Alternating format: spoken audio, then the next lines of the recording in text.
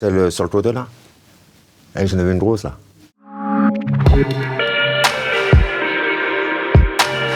Pour ceux qui ne me connaissent pas, je m'appelle Demon One, mon groupe à la base c'est Intouchable et mon collectif c'est Ma Fatin Free et je viens du 9-4. Pour tous ceux qui tombent dehors, je peux raconter l'histoire de mes dents. Ceux qui me connaissent en fait, ils savent voilà, que bon, c'est démon tout ça.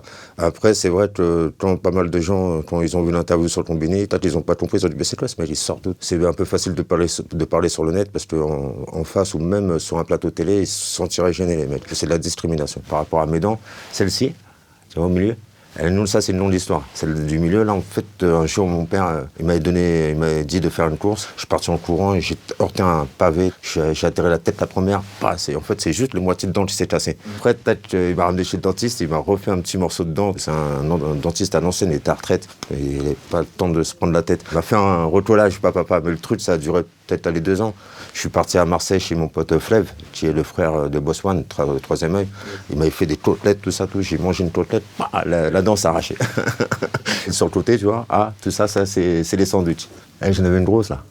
Je cassais ma pipe un soir. J'ai mis même le clou de girofle à l'ancienne pour la calmer. Après, j'étais obligé de l'arracher.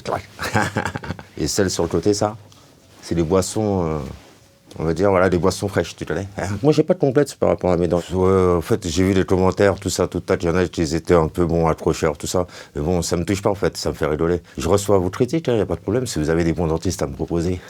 Mais à la limite, critiquez-moi sur ce que je pense. Dites, je suis un taré, alors lui, il est fou, il est complètement dingue, tout ça. Je suis pas d'accord avec ce qu'il dit. Là, vous m'attaquez sur mes dents. C'est un peu facile, non? Après aussi, c'est pas mal de gens aussi qui pensent qu'aujourd'hui, pour s'exprimer, pour parler, en fait, il faut pas avoir de défauts, il faut être bien présentable, tout ça. À partir du moment où on te manque des dents, à partir du moment où on te manque une oreille ou un nez, en fait, c'est comme si tu n'as pas le droit de parler, t'exprimer et de dire ton ressenti. En fait, c'est comme si, par exemple, il y a une chanteuse, vous prenez une chanteuse, et ben la meuf, elle tue, elle déchire, chante super bien, mais juste parce qu'elle est un peu grosse, voilà, ils vont dire, elle laisse tomber, on la prend pas, c'est pas bon pour l'image. Donc, il faut être quoi? Il faut être, parfait. Après, voilà, il y en a, ils cachent leurs défauts. Les dents, c'est dur à cacher, c'est vrai. Et comme on dit, les conseillers ne sont pas les payeurs. T'es venu, je crois que tu étais ministre Hollande, il disait, il a une phobie de tout ce qui est administratif, une phobie, en fait, du fist. Moi, j'ai une phobie du dentiste.